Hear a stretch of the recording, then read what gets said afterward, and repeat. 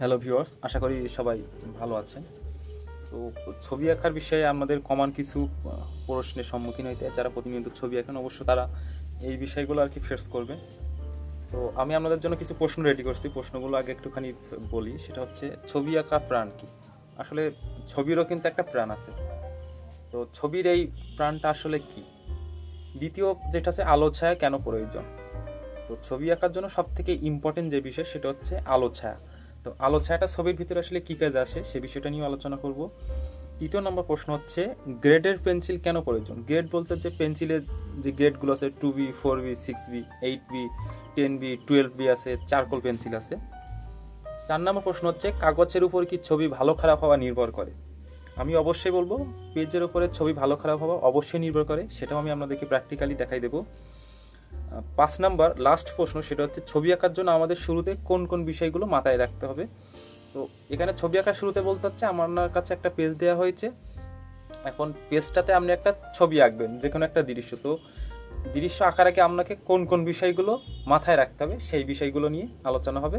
তো চলুন কথা না বাড়িয়ে প্র্যাকটিক্যালি শুরু করা যাক। প্রশ্নগুলোর মধ্যে প্রথম প্রশ্ন ছিল, সেটা হচ্ছে, ছবির প্রাণ কি?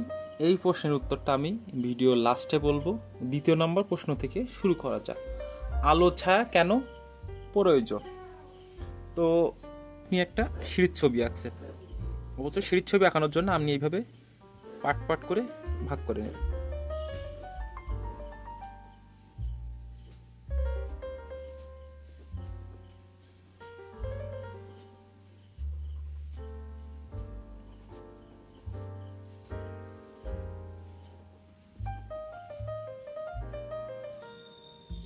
তো এটা হচ্ছে আমাদের সিঁড়ির ধাপ। এখন হচ্ছে আলো ছায়াটা কিভাবে কাজ করবে এখানে।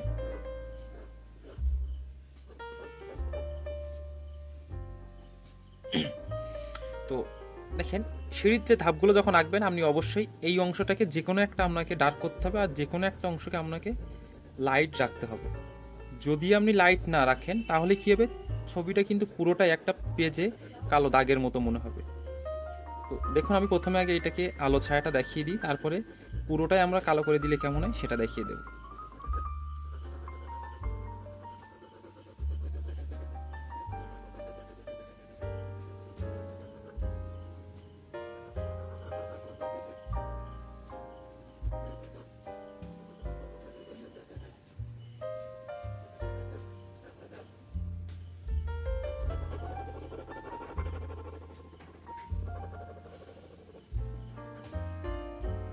তো আমি কিন্তু এখানে একটা আলো ছায়া কাজ করছি। এখন এই যে ডার্ক অংশটা আছে এটার একটা ছায়া আমাকে লাইট অংশে দেখাইতে হবে। এটার জন্য আমি পেন্সিলটাকে একটু কাট করে এখানে হালকা করে লাইট অংশটাকে হালকা একটুখানি স্কেচ দেব। এবার দেখেন, এটাকে কিন্তু একটা সিঁড়ির যে ধাপ, যে 1 2 3, এটা কিন্তু মনে হচ্ছে।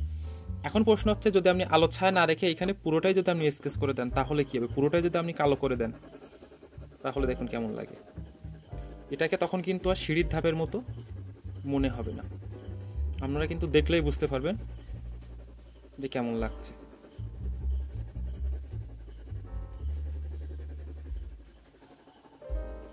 এটা কি এখন আর সিঁড়ির ধাপের মতো মনে হচ্ছে? মনে হচ্ছে না, কিন্তু এটাকে কিন্তু সিঁড়ির ধাপের মতো মনে হচ্ছে।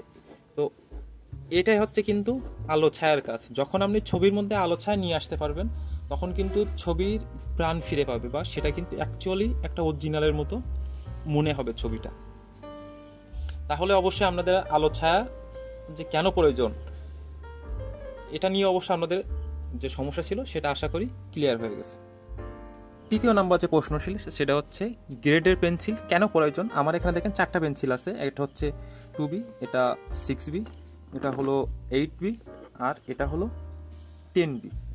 এখন 4টা পেন্সিলের কাজ কিন্তু 4 রকম, এবং 4টা পেন্সিলের দাগ কিন্তু 4 রকমভাবে পড়বে।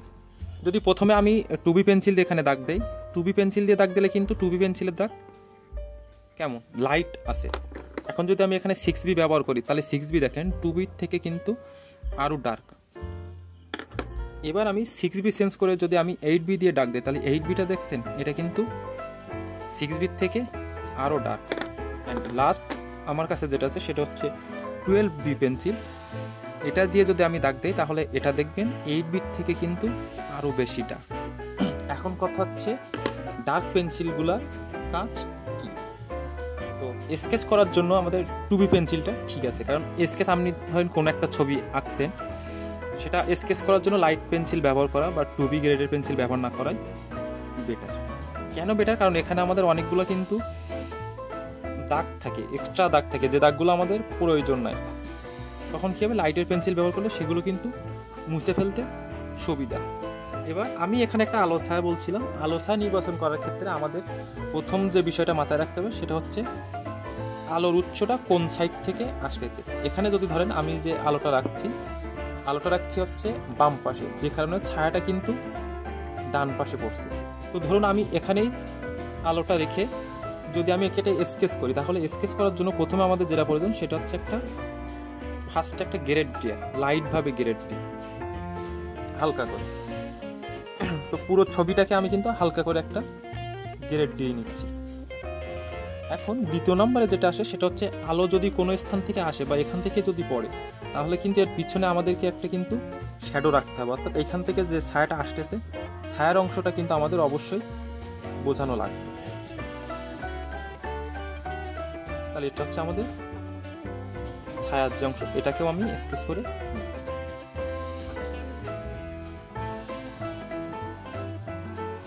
প্রথম স্কেচটা আমি লাইট পেন্সিল দিয়ে কভার করে নিচ্ছি। এবার আসে আমাদের কিন্তু 2B পেন্সিলের কাজ শেষ। এবার আমাদের কিন্তু গ্রেড বাড়ানো লাগবে। এবার এর ডার্ক অংশটা কিন্তু এইখান থেকে ডার্ক হইতে হইতে ভিতরের দিকে লাইট হয়ে গেছে। এর জন্য আমি কি করলাম, এই জায়গাটা 6B পেন্সিল দিয়ে একটুখানি ডার্ক করে ভিতরের দিকে লাইট অংশটাকে রেখে দিলাম।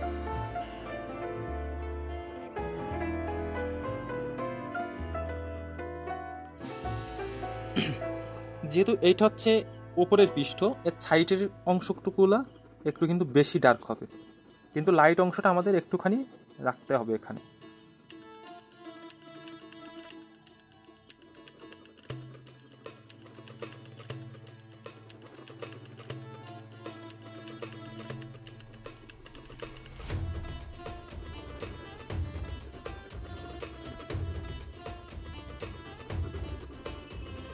তাহলে আমার কিন্তু 6B পেন্সিলের কাজ শেষ। এবার আমি যদি 8B পেন্সিল দিয়ে কী করবো, এই যে ডার্ক অংশ যেগুলো আছে এইগুলোকে আমি আরও ডার্ক করে দেব।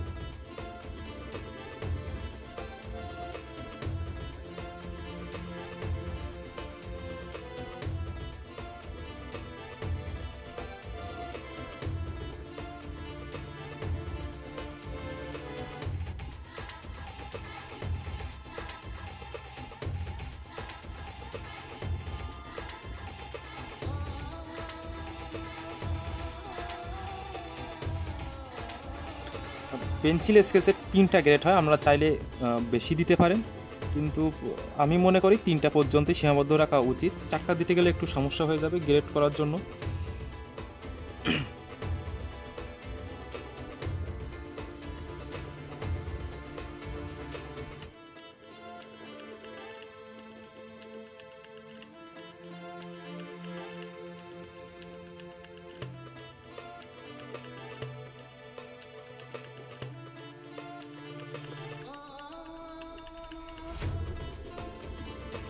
ছায়া যে অংশটাই পড়ছে, ছায়া অংশটাই আলোর ছায়া রাখার কোনো প্রয়োজন নাই।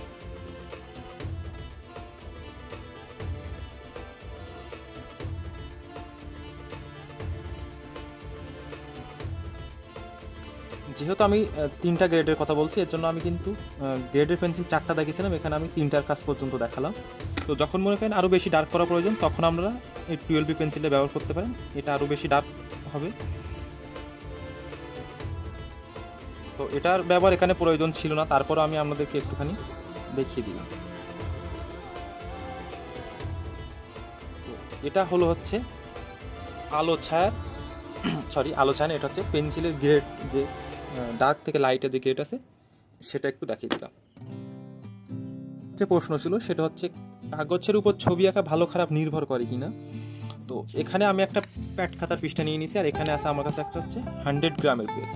তো দুটোর মধ্যে কিন্তু তফাৎ আছে, এটা কিন্তু অনেক পুরুত্ব বেশি আর এটা অনেক কম।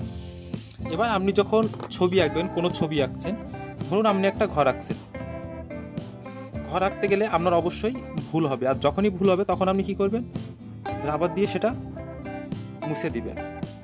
তো ভালো পেজ হলে বা পুরো পেজ হলে কি হয়, যখন আপনি পুরো পেজটা রাবার দিয়ে মুছবেন তার কিন্তু টেম্পার বেশি হয়, বা সেটার কিন্তু যে ক্ষমতা, যদি আপনি রাবার দিয়ে এটাকে বারবার মুছেন তখন কিন্তু এই পেজটা নষ্ট হয়ে যেতে পারে বা টেম্পারটা কমে যেতে পারে, এটা হচ্ছে অসুবিধা। এবং ভালো পেজে ছবি আঁকার ক্ষেত্রে কিন্তু ছবির আউটপুটটা ভালো আসে। আপনার কাছে একটা পৃষ্ঠা দেওয়া হলো, দিয়ে বলা হলো আপনি এখানে একটা দৃশ্য আঁকিয়ে দেখান। এবার দৃশ্য আঁকতে গেলে ধরেন আপনি দুম করে যদি একদম পেজের মাঝ বরাবর একটা ঘর আঁকিয়ে দিলেন, এবার কী হবে, আপনি ডান সাইড বাম সাইড কোন সাইডে কোন কম্পোজিশনে কোন বিষয় রাখবেন সেটা নির্বাচন করতে পারতেছেন না, তখন কিন্তু পেজটা নষ্ট হয়ে গেল। এই জন্য শুরুতে আমাদের প্রথম যেটা আছে সেটা হচ্ছে কম্পোজিশন, যে আমি কোন বিষয়টা কোন সাইডে রাখতে চাই, কোন বিষয়ে আমি কোন কোন অংশ রাখবো। তো এটার জন্য আমাদের প্রথমে যেটা করতে হবে সেটা হচ্ছে প্রথমে একটা হরিজন্টাল লাইন টানতে হবে। হরিজন্টাল লাইনটা হচ্ছে আমরা দূরের যে গাছগুলোকে দেখাই সেটার জন্য হচ্ছে এটা। তো দূরে আমরা কিন্তু সচরাচর এইভাবে গাছ দেখাই, তো দূরের গাছগুলো দেখানোর জন্য হচ্ছে এই লাইনটা টানা প্রয়োজন। এখন আমি কিন্তু হরিজন্টাল লাইনটা টানার পরে আমি কিন্তু কম্পোজিশন করে নিয়েছি যে আমি এই সাইডে রাখবো হচ্ছে নদী, আর এই সাইডে আমি ঘরবাড়ি আঁকবো। ঘরবাড়ি আঁকানোর জন্য আমি এখানে কম্পোজিশন অনুযায়ী ঘরবাড়ি আঁকিয়ে দিচ্ছি।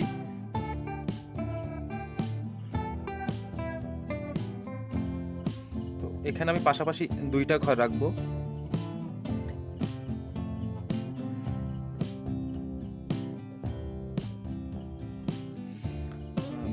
এখানে একটা খড়গাদা,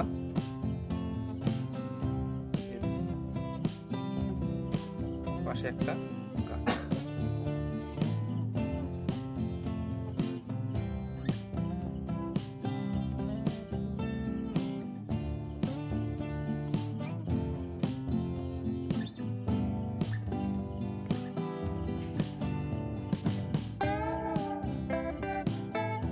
এখানে আমি একটা কলা গাছ দিয়ে দিলাম।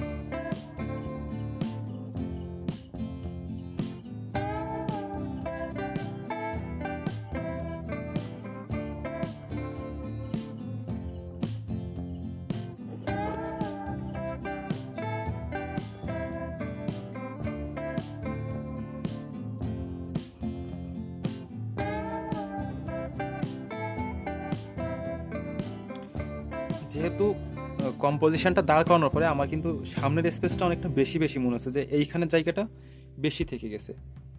এখন এটার জন্য আমরা কি করতে পারি, এখানে আপনি কোনো একটা মহিলা বসে কাজ করতেছে বা মহিলা রান্না করতেছে, ঝাড়ু দিচ্ছে, এরকম যে কোনো ধরনের আপনি ফিগার এখানে দাঁড় করাই দিতে পারেন।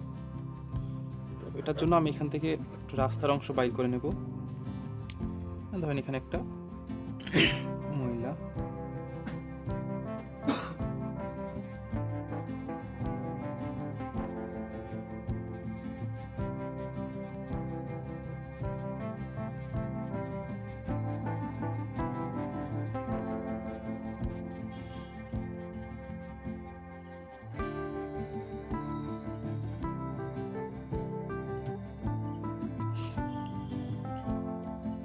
এখানে একটা মহিলা হেঁটে যাচ্ছে, আমি একটা কম্পোজিশন দাঁড় করে দিলাম।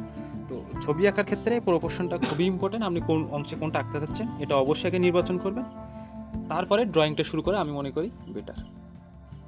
অ্যান্ড আমি লাস্টে মানে প্রথমে যে প্রশ্ন ছিল সেটা আমি বলছিলাম লাস্টে উত্তর দেবো, সেটা হচ্ছে ছবির প্রাণ কি।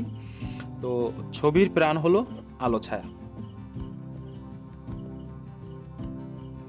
কারণ হলো আলো ছায়ার জন্যই ছবি কিন্তু বাস্তবধর্মী হয়ে ওঠে। যেমন এই সিঁড়িটা দিয়ে আমি আপনাদেরকে বোঝাইছিলাম যেখানে আলো আছে এই জায়গাটা ছায়া।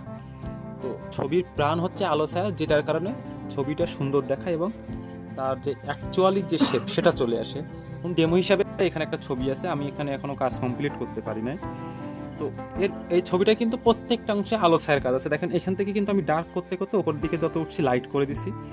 ওনার যে ভাঁজগুলো আছে সেটাও কিন্তু আমি ডার্ক থেকে লাইটের দিকে গেছি, যে কারণে কিন্তু ভাঁজগুলো বোঝা যাচ্ছে যে ওখানে একটা ওড়না আছে বা ব্যাকগ্রাউন্ডে যে কাপড় আছে সেটার ভাঁজটাও কিন্তু বোঝা যাচ্ছে। এখানে আলো ছায়া, তো এখানে দেখেন আমি ডার্ক করতে করতে লাইটের দিকে গেছি। তো ছবির প্রাণ হলোই আলো ছায়া। তো আজকের ভিডিও এই পর্যন্ত। ভিডিওটি ভালো লাগলে অবশ্যই কিন্তু লাইক কমেন্ট শেয়ার করতে ভুলবেন না। ধন্যবাদ সবাইকে।